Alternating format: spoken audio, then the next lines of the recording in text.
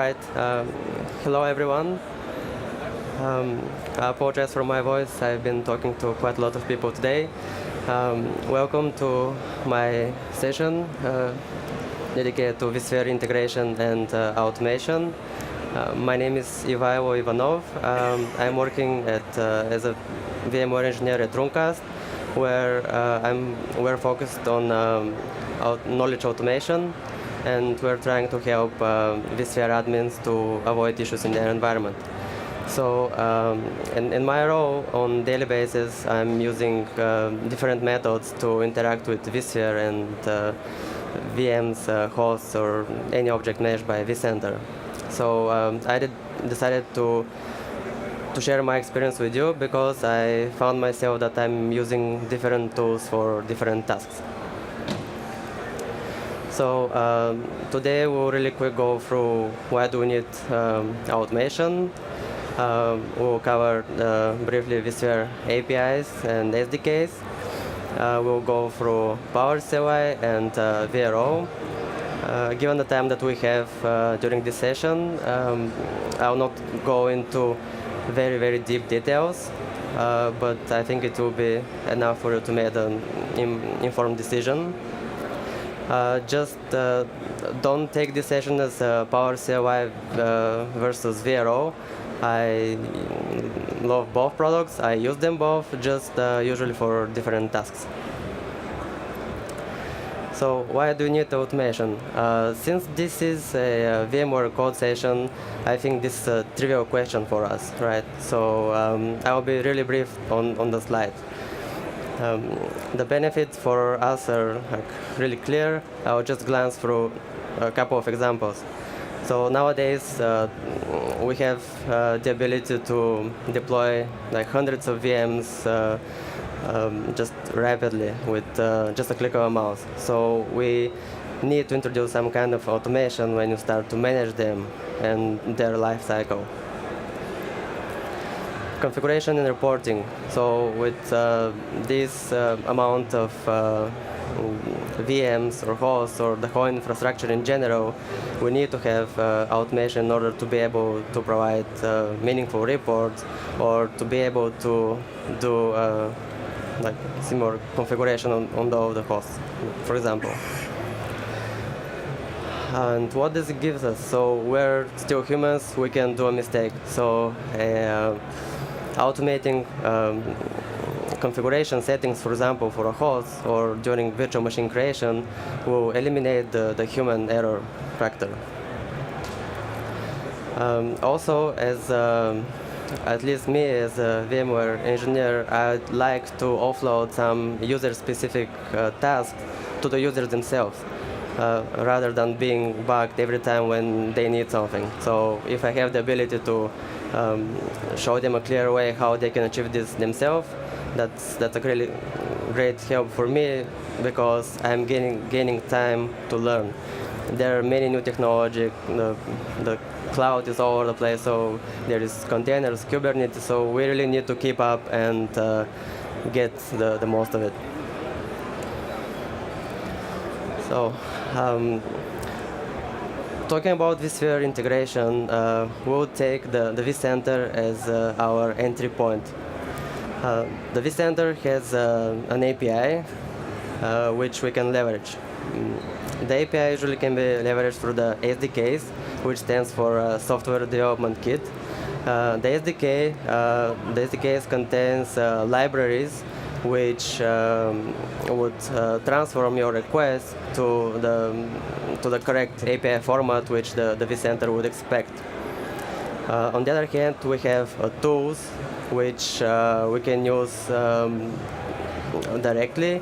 Those tools can either connect to directly and talk to the vCenter via the API, or they can leverage the libraries from the SDKs and to communicate in the vCenter through them. Like for example, in PowerCy, it's really easy just to install the PowerCy module. But what happens in the background is that you're also downloading the DLLs, which are the libraries which will be used to transfer your, for example, get VM command into appropriate API calls, which will be sent to the vCenter. So we'll first start with the API. The vCenter provides mainly two sets of APIs. So we have the web services, SOAP-based APIs, and we have the REST APIs since version 6.5. There is slight difference still in them. Of course, in 6.7, the REST API is really catching up.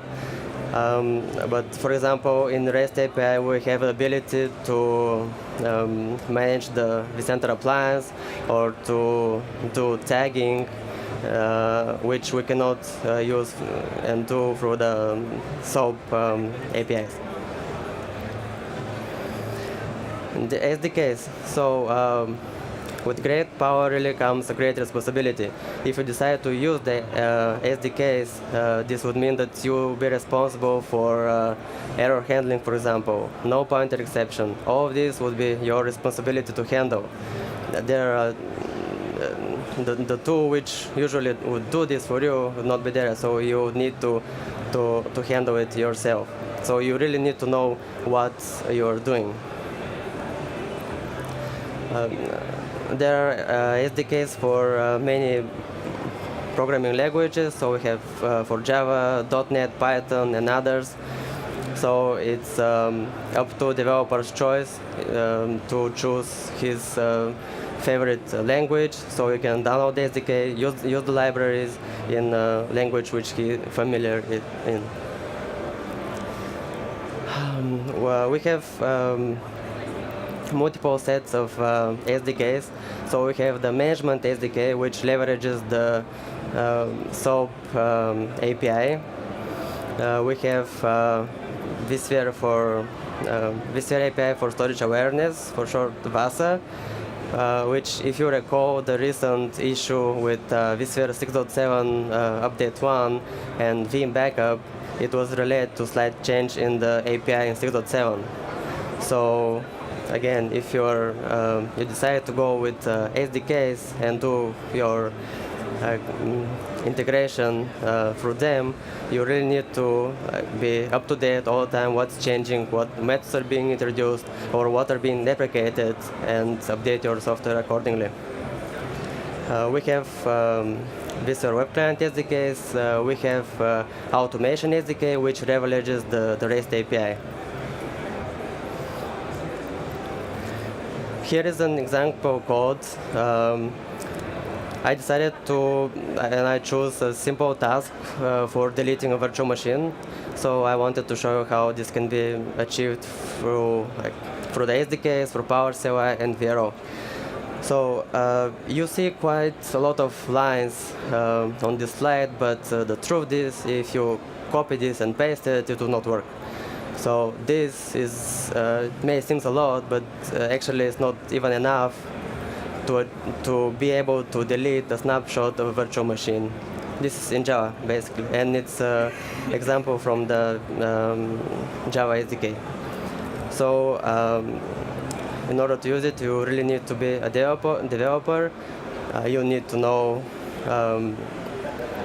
your way in vSphere, because what you program, the method that you use, are directly related to how you're going to affect the environment where you run your code on. Actually, are any backend developers here today? One? Okay, so probably that seems easy for you. All right, so given the complexity from our point of view that we see with this, the usual use cases are for building applications and plugins. Now we can switch to PowerCy. Especially for admins, the PowerCy is a great ease of use, especially Windows admins who are familiar with PowerShell. So we have really easy to follow syntax, so you can get VM or set some advanced setting. So it's pretty natural to follow those. Initially PowerCy was available just for Windows, but since Microsoft announced PowerShell Core for multiple platforms, PowerCy also became available for macOS, for Linux, and it can run on PowerShell Core. Something to keep in mind that maybe not all modules would be working with PowerShell Core. A fresh example is that the Horizon View modules are not working on PowerShell Core. They require the full PowerShell version. I'm not sure for all the rest of the modules. The vSphere does work.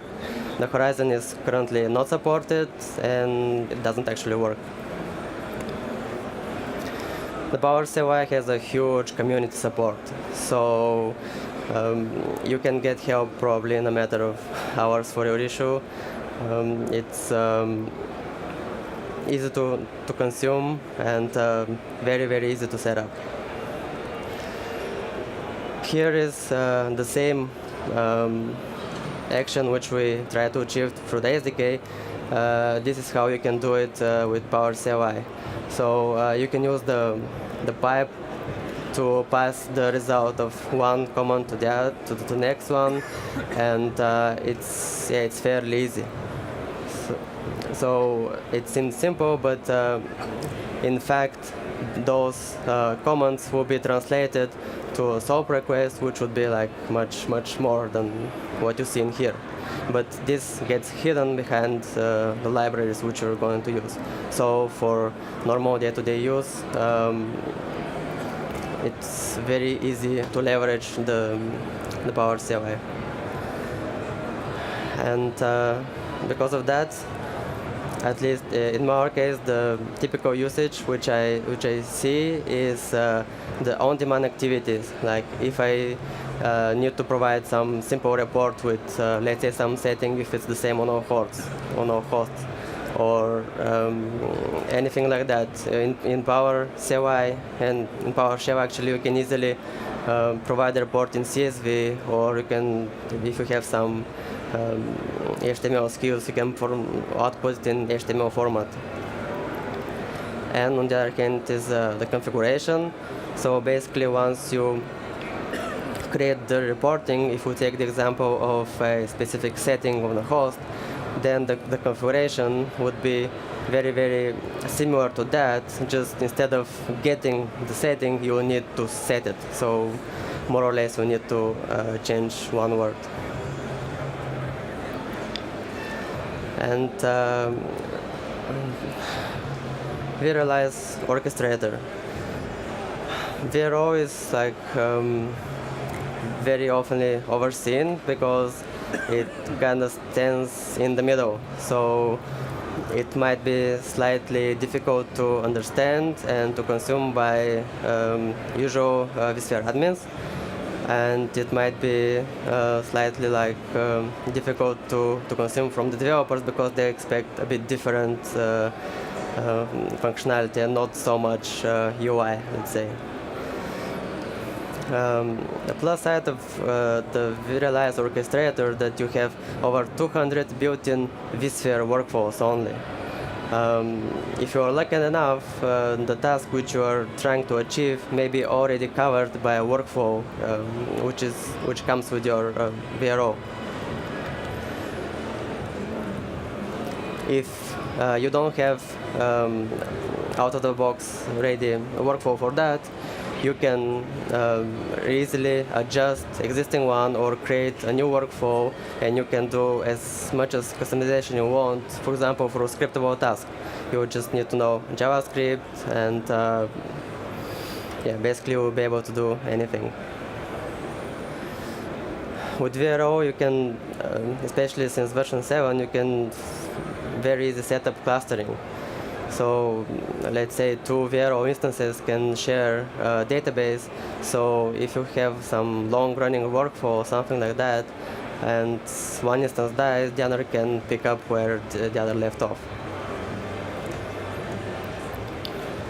there is out-of-the-box ability to run workflows on vSphere objects directly from the web client. I believe there was a fling which would allow you to do similar thing with PowerCy, but this comes out of the box, is fully supported, so it's fairly easy also to set up. Unluckily for me, there was no workflow out of the box that will allow you to delete a snapshot based on the name of the snapshot.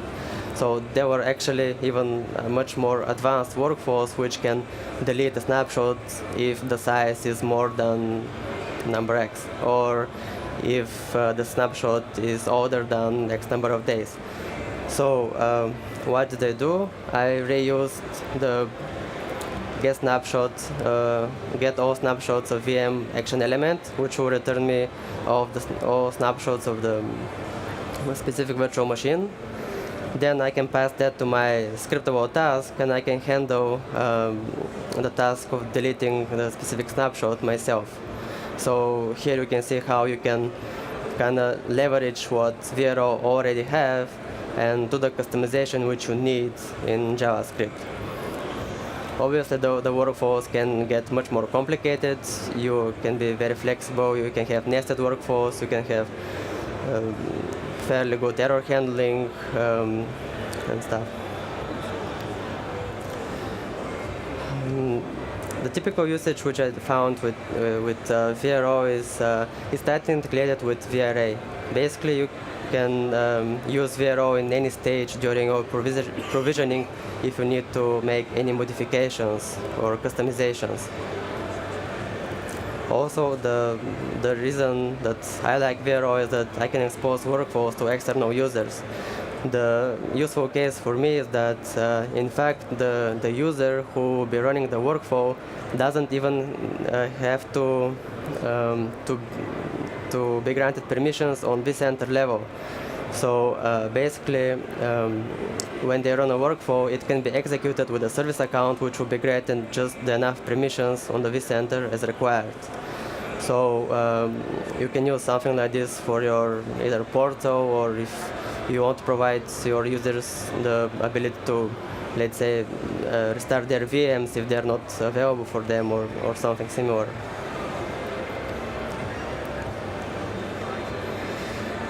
I will do a quick summary of those.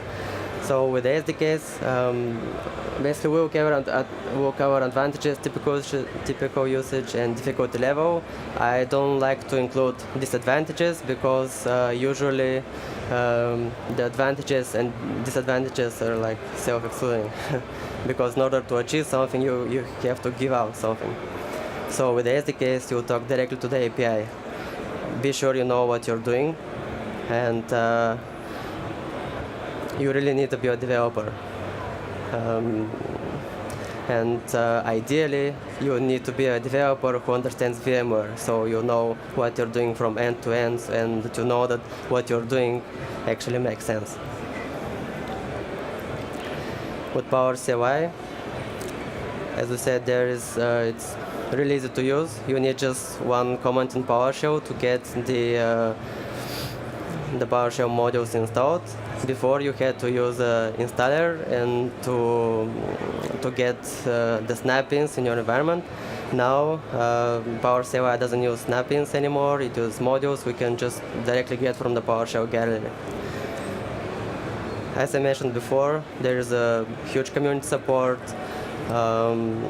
so you can get answers to your questions fairly fast. With the difficulty levels, the ideal user, I would say, is the Windows admin or admin who has experience with PowerShell, because for them it will be really like native to start use PowerCy. They already know their way in PowerShell. They know how to get the maximum out of it, so they can just start use it by heart. With a VRO, you have out-of-the-box clustering, which I think it's really important, especially in the enterprise environment. So you have to have redundancy. You need to have a clear idea what's going to happen if the system which runs your automation fails. So with VRO, we can kind of do this really simple. Huge predefined set of workflows.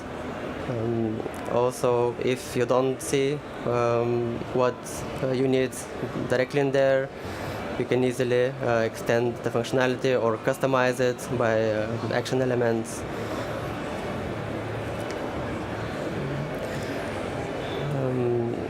In terms of difficulty level for VRO, basically it can go from user to developer, because if you find what you need out of the box, basically you can just start using the workflow which are there. The most important thing it will be for you to understand just the terminology and how VRO works. So you have the inputs, you have the outputs, you have the attributes which you need to take care of. And if you really want to do customization, you can go up to developer with VRO. You can do really deep stuff in there through JavaScript. You can write your own plugins for VRO, so it's extensible. And I'm going to give you a few minutes back, actually. Thank you, everyone. And if you haven't joined VMware Code, please do. It's a great community where you can get help, you can share your expertise. And yeah, thank you.